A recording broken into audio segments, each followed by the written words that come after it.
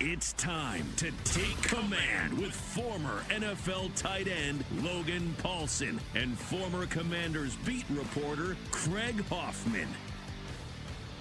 Welcome in, Take Command Podcast, post-game edition. Craig Hoffman, Logan Paulsen with you. Commanders go down at the buzzer in Seattle, 29-26. If there's one thing for me to be happy about, Logan, it's that I predicted it would be a 3-point Seattle win. As people might be able to tell from the sound of my voice, that is not or the tenor of my voice, that is not bringing me a whole lot of joy. There's a lot to talk about from this game. We'll do our best in about 30 minutes here, and then obviously we'll dive deep into the tape coming up on Tuesday morning. That podcast will be out Tuesday afternoon / Wednesday morning, depending on if you're talking about audio or video. But Logan, I'm just going to leave it open-ended.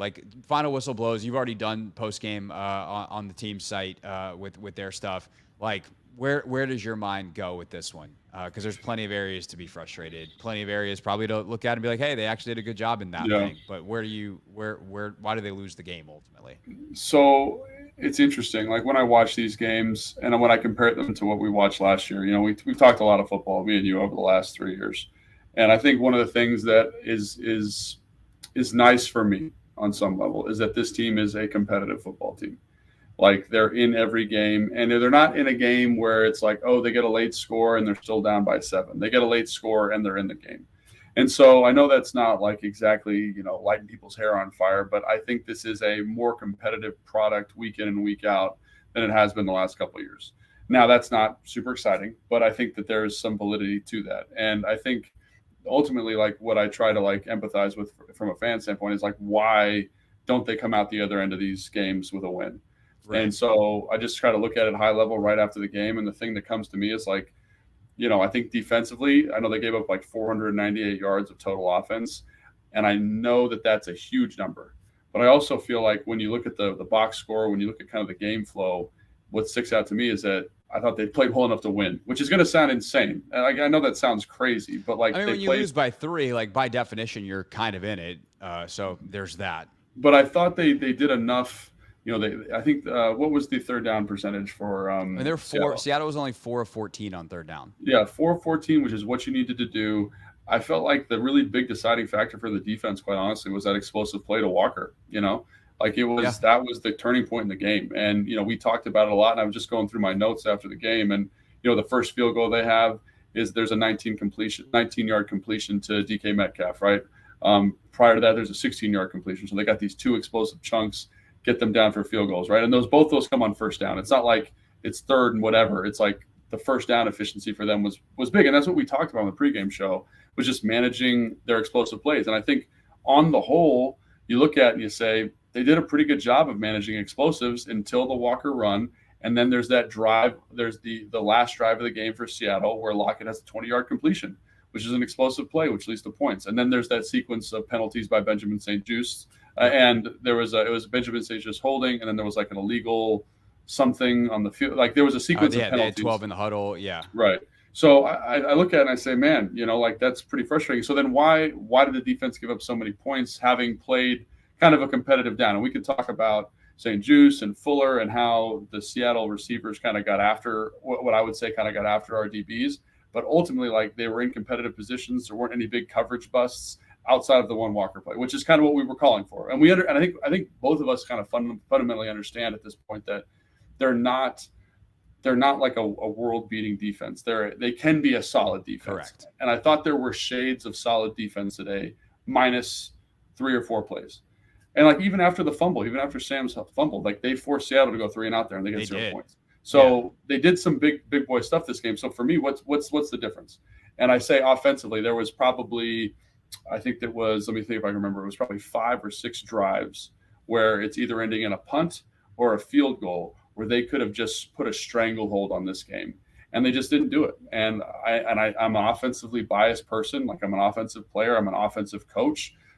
I look at it through an offensive lens, and I'm sorry. But I say if they wanted to win this game, they could have taken hold of this game more demonstratively early and said, we're going to sustain drives. We're going to get first downs. We're going to score touchdowns, not field goals, and put this thing in the bag. And that's probably confusing and somewhat confounding for fans to hear, but that's how I look at it. I thought that to me is the difference, because I think ultimately Seattle runs 15 more offensive plays than the Commanders, which is a significant amount of plays. That's 13 more, but close 13 enough. more. 74-61, the Right. final tally. Which is a significant amount of offensive plays. Yes. Like that's a drive, that could be 2 drives depending on how many explosives are in there. So I look at that and I'm like, that's where the discrepancy lies for me. And that's where you offensively have not held up your end of the bargain. Because that number, even in bad games, should be pretty close offensively. It's 68, 67, 65. And obviously that's not the case. So to me that's the deciding factor. And I know that's not exactly the most exciting thing to hear of all time. No, and fans are going to be upset, and I'm going to quell some of their upsetness here for a moment, because I'm going to make us focus on the defense for a second and make a few points. But I will say, before we do that, by and large, I agree with you, because that second and third quarter offensively is not good enough for where this team has been operating. And you don't even have to score. Like, you just have to possess the ball a little bit more and play a little bit better field position.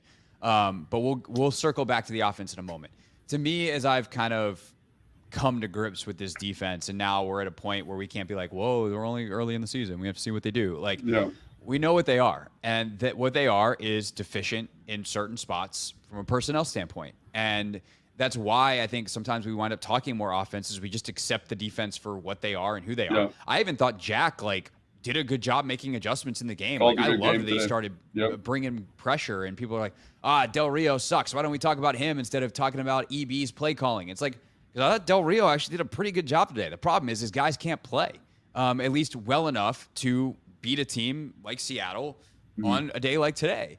And it's not that they're terrible football players, but I think that this team does not have guys on that side of the ball who finish plays, and specifically in the secondary. And it's why they drafted Forbes, and that call to eject him is hellacious. I used a different word on Twitter, but I won't say that word here. That way William doesn't have to bleep stuff. But that was terrible. It's 100% a penalty. Ejecting him for that is an absolute joke. So you lose him, which obviously affects a lot of stuff. But ultimately, like, Benjamin St-Juste has now for years on end been the same guy who's in position and can't finish a play. I think also another problem for them today is there's no turnovers forced. And you want to get off the field, you got to force some, and they don't. And, in big spots, there's a lack of attention to detail. Seattle gets 4 first downs from penalties on Washington in this game. Like, that is how you lose football games defensively. And so, yes, they have some players that are very, very good. Absolutely. But there is a lack of attention to detail and an inability to finish plays that has plagued this defense, not just this year, but to an extent for 4 years. And that is going to be ultimately why you're probably going to have a new defensive staff next year. And I don't say that like, oh, hooray, cool, firing people. Like, these are human beings. But, like, realistically, the way that the data is trending, you don't get to be one of the worst point production defenses in the NFL and continue forward. That is the nature of this league, unfortunately. And I think if they could help themselves out with finishing plays, creating turnovers, making sure that you don't get on the wrong end of yet another poster, having DK Metcalf do your lockdown celebration in your face on consecutive, like, 3rd, 4th down type of situations, that's how you win in this league. And unfortunately, I just don't think, and like, I'll even add another one, right? Like, Percy Butler. Percy's a fantastic athlete. He's been great on teams for them for the last couple of years. He's fine in a spot as a 3rd rotational safety. But when he's out there playing starters minutes, like, you see some of the deficiencies. You see why he was a later round pick despite that athleticism.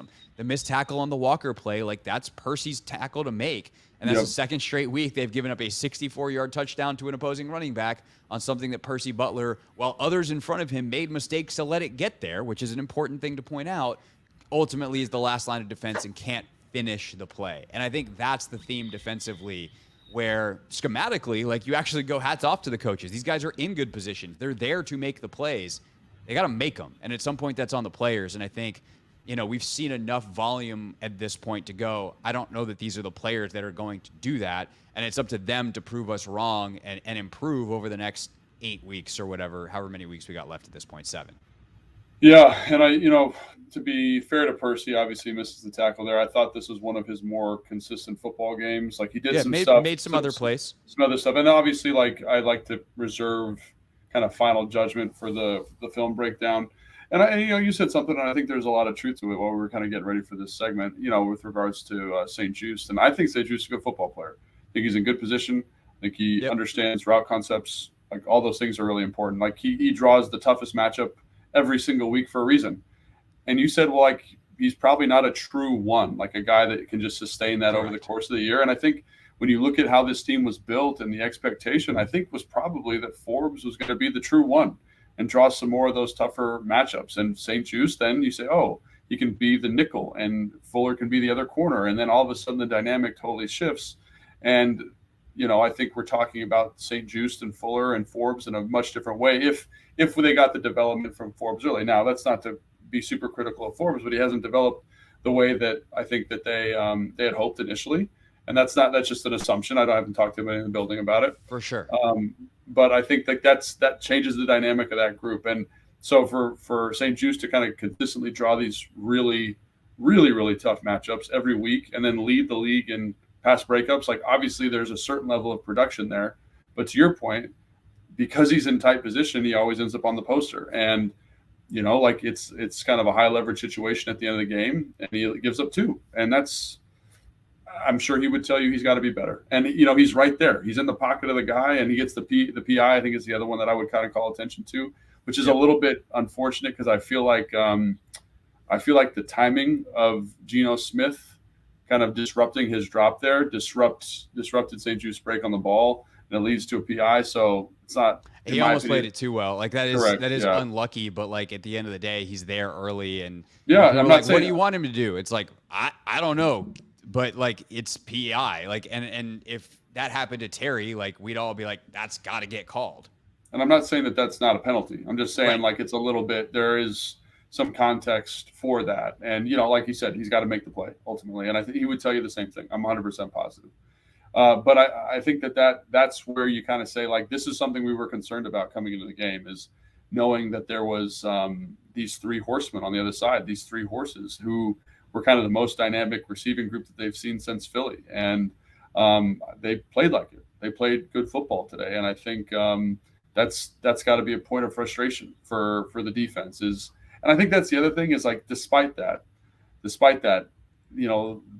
is a competitive football game, and that's the tough thing I'm having a hard time reconciling here, because I feel like if the offense, like you said, had been a little bit more able to sustain drives, but on the field a little bit longer, possess the football a little bit better, and finish drives, I don't think this is even a conversation. I just think when you give an offense like that's that explosive and that dynamic more bites at the apple, like that's what happens when you have explosive playmakers. That's what happens when you get Walker touches a ton, is that he's going to make a play. DK Metcalf will make a play at some point if you give him more opportunities. And they gave this offense 15 more opportunities at the apple, or 13 more opportunities. Now that's a defense. They got to get off the field. But I feel like ultimately, Craig, and you can stop me if you disagree, they did. I mean, they did a good job on third down of making plays when they had to. And I don't know, it is a frustrating outcome. But I think what I kind of harken back to is that despite this being very frustrating for me and frustrating for fans, I think that this team there's a competitiveness here because of the quarterback that gets you excited. Yes, and that is true. He could have played better tonight. I'm sure he would tell you the same thing. They could have maybe called a better game, whatever that is. And that's something for the Tuesday pod to kind of break down what exactly is going on there. But I think the competitive nature of this team is something that I'm excited about. Like, they're in a game with Seattle, who last year I would have said no chance. And this year, like, well, Sam's playing good ball. Evie's calling good football games.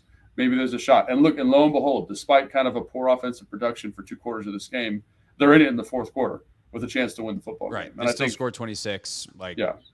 There's plenty there. I think, to wrap up the defense, one thing, by the way, that I'm curious to look at on tape, I feel like the game changed a little bit when James went out. I feel like they were kind of containing Seattle, doing a good job, and I think Obata had a rough one. I felt like there was multiple times where I was yelling at the TV, like, where are you going, bro? And some of those runs that get out and like some of that stuff, happened towards FA side. We'll see if that holds true on tape. Sometimes that's really hard to see. Often it's really hard to see on TV, but kind of a stick a pin in it. We'll come back to it Tuesday. But also, like, we're 94 and 93. Can those two get a dominant game this year? Like, that is what you're paying them for. That is how they played last year, and it just hasn't been. And maybe that's something we should dive deeper on a tape of, like, why have those two been so relatively to what they're capable of and what we saw previous years quiet this season. We can dive into that perhaps on Tuesday. Anything else on the defense? We kind of talked about Jack real quick, but I actually, we talked during the week, like, do you play soft shell coverage and try to be conservative, or do you heat Geno up? And I thought heating him up. You did both. Yeah, second half, they really, were like, screw this, we're heating him up. And I think they did a really good job. I think that was a great adjustment. And it shows you that you have some more tricks in your bag potentially moving forward. But ultimately, not enough. And I guess here would be my last thing on the defense. And this might be a much better Tuesday topic. And maybe even this is what we do take 5 on Tuesday morning. First thing that come out. That last 2-minute drive. Like, I know it's a tough spot, but, like, what are you doing there that field goal is what they got to get, and it just, there's no resistance. It felt like a foregone conclusion, and that's not good. And it'll be interesting to look at that, because I think they had a pressure that they had brought twice in that game, and they had Cam Kroll as a free runner both times. And I felt like they brought that pressure for the third time right there, and they picked it up. And so then you get St. Juste in a spot where he's defending like essentially a post in a zero situation with no underneath help. And that, again, like, I don't want to sound like I'm defending St. Juste, but in that situation, that's a tough freaking spot.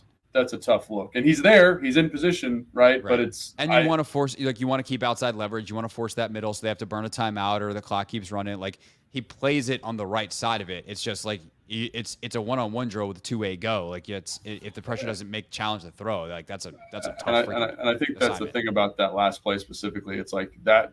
I like the call. Maybe you went to the well one too many times with that pressure, and then you're putting your corner in a tough spot versus a good football player, a guy who's big and you can win one-on-one. And shoot, like, that's the result. And so, I thought another thing that showed up for me from the defense is the play action stuff. I thought Seattle did a really good job with that in terms of creating pockets. And I will say, I thought the rush, everyone's going to be all hot about Montez and Chase being gone and not getting any pressures, but I thought the rush has been actually comparable to when Chase and those guys were here. It wasn't spectacular when they were here. Yeah, and I think that they've been pretty consistent, and James has been creating pressure. I thought Casey had some nice pressures. I feel like when I watched John and Casey work together, they seem to be more on the same page, and you're getting a more dynamic and assertive John Allen. And obviously, like, we got to look at his production and see where he's at. But I think that's all good stuff. I thought Jamin Davis showed up big time today. In some spots. Obviously, the Tyler Lockett play is like right over his outstretched hands. I don't know how you play that really any better. Maybe you got to get deeper. Maybe when I watch the film, I'll be able to give you a better insight. But from a run standpoint, I thought he was very physical. He fit runs well. And, obviously that's just kind of high level stuff. He had 10 tackles. He's going to flash. And then Cam Curl, I thought, did a good job kind of being where they needed to be. But again, we'll see how that all looks on the all 22. But it's frustrating me because I do feel like this has been the most, is consistent the right word, Craig? This has been the best that they've played recently in terms of not allowing just those free runners down the middle of the field. And that's something that I wanted to see. So I saw it. So I'm kind of happy with it, because there's not coverage busts, right? But they still lose the football game, and it's still not good enough to win. So I think that's the thing where I'm kind of negotiating it as a fan of the team and someone who watches the team a lot, is like Jack called a pretty good game. I thought they were competitive for the majority of the game, and it wasn't good enough. And I just look back to that. I think that's the conclusion, right? It's just, I don't think right now the players are good enough, which is not good for a side of the ball that you've invested much of your capital in over the course of your tenure. If you're Ron Rivera, that is reflective at this point, and is something that he's going to have to reconcile at the end of the season when he sits down with Josh Harris, and the future of the franchise is decided. On the offensive side of the football, what a like spectacularly frustrating game, because you see the potential of this offense. Man, when they are clicking, they look so good. And I think maybe we should have started here, just as like a point to make before we get into the defense stuff. Like, if the season truly is about, if we zoom all the way out and be like, how good is Sam Howell? And the most important thing is deciding if this dude's the guy. The meter is continually ticking towards he's the Positive. guy. Yeah. And he, again, showed the moxie, the arm talent, the clutch ability, the moment's never too big for him. Like, all of the stuff that you love about Sam Howell was present again in this game. The question is, what is missing to turn that into wins? And I think today, I certainly look at the play calling as kind of a complementary football thing that I think we should talk about. But before we even get to that, like, the best players on this team offensively are supposed to be the wide receivers, and they were totally and wholly absent today. And I know that is almost impossible to tell exactly why on TV versus on film with the All-22, but that seems like a large factor in their second and third quarter slogs in the middle of this game. Yeah, and I think, there were obviously you're kind of going off a handful of plays, but you look at Terry's matchup with Tyreek Woolen, and Tyreek kind of, I think the length and the size there was a little bit of an issue for Terry and a little bit of issue for Sam, like just kind of working that relationship in terms of targets, right? Obviously, Tyreek Woolen on Jahan, I thought, that was a matchup I didn't love, but I think in the handful of clips that we did get to see, that was a matchup that definitely favored Tyreek. I thought Witherspoon was dynamic and athletic and physical and fast to the football. And I just felt like in terms of the side of the ball that brought it, Seattle's DBs showed you why that they're one of the better groups collectively in the NFL. And I think you also kind of saw how that front marries with the back end and how it was kind of always disrupting Sam. And because quite frankly, like when you look across at both defensive secondaries, I think there's a lot of similarities.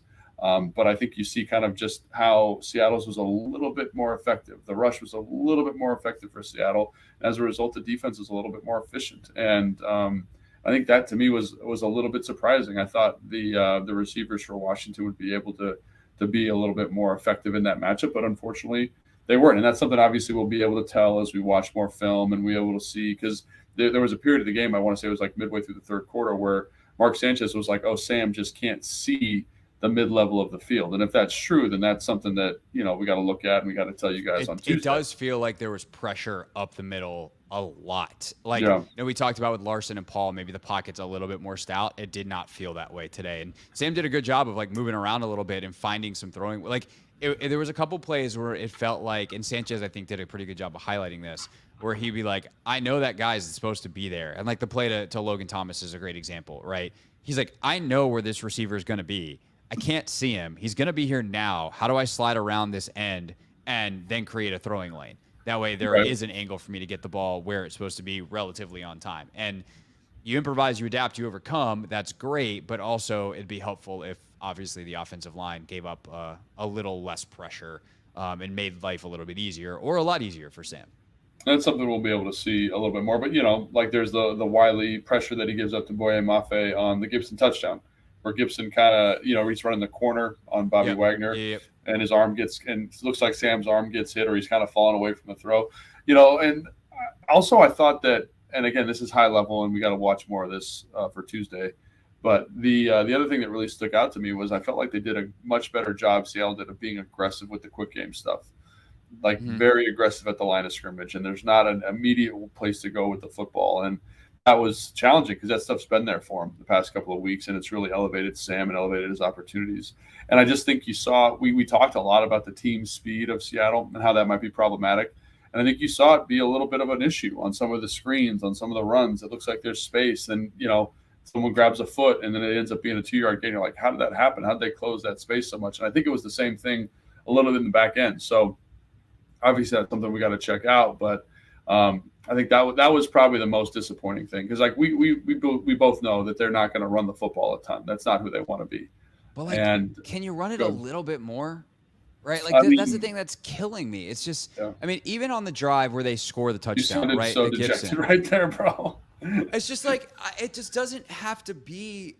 Here's the thing, right? We have data and we have analytics that tell you like passing is the way to score the football, or to score in the NFL, right? Like we know this, and there's going to always be a high level of desire to pass the football accordingly. And like he being EB comes from the Andy Reid, not just tree, but like from Andy Reid, who directly. Andy was one of the big guys starting in the late 90s to be like, we've got to pass the football and we can use screens and we can use quick game and all this stuff is extension of the running game. And like we can get some of the things that we like from the running game. But the whole history of the league also tells you that you do like teams that run the football a lot win. And it's not just like they're winning, so they run the football at the end to run out the clock. Like that is part of some it, of the like statistically, sure. But like there are so many of the best teams that we've ever seen in this league, so many dominant teams. Every year when you look at the teams that are still around in January, like they can run the football, and they do. And the percentages might change. And I'm not advocating for like 50-50 here. I'm advocating for not 70-30. And I think that the problem is there is something that maybe eventually someone will figure out a formula for. And maybe like a Eugene Shen, hopefully for the Commander's sake, someone who is one of the best analytics people in the sport can somehow quantify this. But there is an impact on the defense that your offense has by being efficient and also just like, maybe this is like the personal trainer nerd in me, but there's like a rest to work ratio that we're talking about here. And you just need to bleed some of the clock. And because they're going, so inefficiently offensively in that second and third corner, there's an effect on the defense that it wears down and the clock is stopped. And then you go back and you have to play more and you wind up facing almost 70 plays. And there is just a complementary nature that is undeniable when you look at the league. And I don't think they have that. Not to mention the drive where they score with all the running back stuff. It's 4 runs, and then EB goes straight back to passes. And luckily it works out. They score, but it's like, dude, you just got like real chunk yardage. Where was that the rest of the game? They ultimately average 4.9 a carry. And even if you take away Sam's big scramble where he has the fumble, but he picks up yardage first, like you're still way over 4.5. So like they can do this. It is effective. It does help you. Just please do it like 4% more often, and I think that you would have a better chance of winning. That's my rant. That's my gripe. That's my frustration. Yeah, I mean, I don't disagree with what you said there. I go back to what we've talked about. We've talked about this before, and I just think they're not built for it. They're not designed for it. They don't invest the time in it. So it's hard for me to be like, yeah, do it more. And that's not who they are. And I understand you need to do it to a certain extent, obviously, because like of the stuff you're talking about. And it's interesting, like when you're calling a game, and I'm not calling it the same way that EB's calling it at this level, but when you're calling a game, it does stuff for you. It puts you in a better position offensively. It creates a consternation in safeties. It creates a consternation in linebackers. It creates conflict.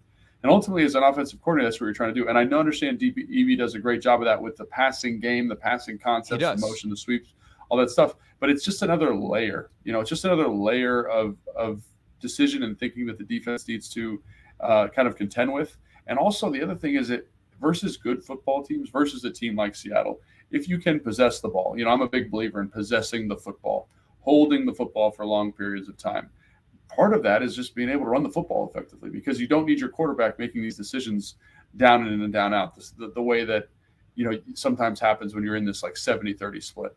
But I think the thing is EB, like you can just tell he doesn't, like at this moment, he doesn't have a great feel for like when and how to call this and intermix it with his vision of the offense. And that's going to take time. We've given Sam a lot of grace regarding kind of his development. And I think this is something that EB will get better at. We'll kind of have a better understanding for and improve it as he goes. Because like you see it kind of goes in this cyclical nature. Like he'll run the ball a little bit more. They'll be a little bit more efficient. Then he'll kind of get away from it. Because you can tell this is what he wants to do. This is where he feels comfortable as a play caller. But he's the first-year play caller. This is his ninth game, 10th game, calling offensive, for Washington, where it's his show completely. So I think that's something that's important to understand. And I think as this season goes on, you'll probably see more of it. I think after the offseason, especially if he's still around, you'll probably see way more of it then still. But I think it's important that fans, you and I, we remember that that's not what he comes from. That's not what he understands as of right now. And I think he'll get better as we go. But it is frustrating because of the stuff that you're alluding to. Like, I'm with you. Like, it's not going to make you win football games, but it does. It shortens the game. It helps you win football games. It's not going to make you win. Like, you still have to score in the passing game, but it will actually help you do that. It can help you. It doesn't always help you. I think that's the thing. I think like that's the language that's kind of bothering me is it can help you. It's not a sure thing to help you. Like if it was assured to help you, you'd run the ball 30 times, you win the game. Like those would be your first 30 plays, right? We both understand that it's more layered and nuanced. It's not about statistical accumulation of attempts. It's about the effect it has on the defense. And like, for instance, today, one of the things you can do against super, press coverage where your quick game's getting obliterated is, okay, well, we're going to throw over the top. Well, that doesn't really matter if your safeties are sitting deep to prevent that. How do you get the safeties to not sit so deep and open up some of those quick fade type of things that Terry McLaurin called for 3 weeks ago? Well, you run the football effectively. And like, so there's a schematic shift that happens when you run. And that's the thing, right? We've talked about this, and I think this is like the language that we agree on. You don't have to run the football. You have to have the threat of running the football. And so if you're effective with it, then the threat level is higher. But if the other team, even if you're effective at it, they don't believe you're actually going to do it, then that threat disappears, and thus the schematic advantage of a team being terrified of giving up 5 yards a carry is eliminated. And that's where I think that they have fallen short. Not to mention some of the personnel usage where like Chris Rodriguez was starting to roll 4 weeks ago, and he has been a ghost ever since. He showed up once on special teams with a sick play last week. Like he hasn't got a carry in like 3 weeks. And and 3 weeks ago we were like, is he the best back on the team? So it's just, I think the frustration for me, I'm not going to speak for anybody else, for fans, for whatever. The frustration for me is that there are things that have worked for this team this year, and they don't do those things. I know every schematic matchup's a little different. Your personnel shifts and changes. I understand every game is not the same. But what they're doing is not working. And are not working well enough, and it seems like there's plenty of room for optimization, and I would like to see them take those steps when they seem so readily obvious and available. And I think that's something maybe we could talk about more on Tuesday, but you made me think what have they been doing? Because you said like what has worked for them in the past. And the thing that has really been probably the most effective in terms of their offensive production the last 2 weeks specifically is the quick game, right? Is the quick game, the screens like we talked about. Those were not effective today, right? They were less effective than they have been, right? And there were some opportunities. I think Logan Thomas did a great job with some underneath stuff, not true quick game, but there were some opportunities there, right? Yeah. And I think that has kind of, everyone said, the screen game is going to supplement the run game. The quick game the last 2 weeks has kind of been, in my estimation, the supplement for the run game. Yep. And so this is where having some flexibility as a play caller would be helpful, because obviously the quick game, like you said, not exactly where you want it to be. What else can we get to? And maybe draws, runs, whatever it looks like, right? But having another tool in the box to get there. And I think that's where kind of broadening the portfolio becomes an effective solution here for the offensive play caller, and potentially opens up. I think Seattle, when I look back at what they did today offensively, there were some times where they were having a tough go, and they were able to kind of shift. Oh, we're going to hit the play pass. That's going to be good for a couple plays. Oh, we're going to hit a couple runs. Oh, we're going to hit some quick game. We're going to hit some nice slants. And that flexibility to kind of bounce between these different offensive modalities really makes it challenging to play defense. And if you're efficient in all three of those things, or however many you want to kind of quantify here, it just makes it hard to play defense, because all of a sudden you're saying, we really got to make sure we have our coverage tilted toward DK. We got to make sure we're helping out Benjamin. And all of a sudden you get popped for 10 yards on 2 consecutive carries. It's like, well, we got to shift our coverage structure. Let's get in Cinco. You lose coverage guys in the back end. You create true one-on-ones, and they're able to kind of get out of that, get out of an offensive rut. And so I think that's maybe what I don't want to put words in your mouth, but just having another tool that's exactly in the box to say, hey, like we have quick game for the Giants. We had quick game for Philly. We had quick game for New England. It worked great. They said, okay, we're going to take away the quick game. We got long, athletic, fast corners. Let's take that away. What's the next thing to kind of adapt to that? And that can be really challenging in game, because offensively, talking with high-level offensive coordinators, you have a vision for how the game is going. You script your first 15. You all these things. You have a prediction. It doesn't go that way. What do I then adjust and adapt and then turn to? And so I think that'll be really interesting to watch on film this week to kind of see how that all played out. Yeah. And sometimes you come out of this game being like, they did a terrible job. They didn't mix it up. And you go back and watch the tape. You're like, actually, they tried. But they tried, the run pass splits don't lie. That part we know. The question is why, and that is what the next podcast is for. All right, that's this podcast. We are done. Thank you so much for watching. If you have taken this in live with us at 9:45 p.m. Here on a Sunday night. Logan and I are going to go return to our families now, but make sure you're subscribed to Take Command in the podcast feed. You get the film breakdown coming up on Wednesday morning, and then the preview of the Giants. The good news is, Logan, the Giants are next. The bad news is this team has not had a good time with the Giants. They are 10-point favorites to open because the Giants are abysmal. So that's for later in the week. This is for now. We're done. Thanks for watching and listening to Take Command.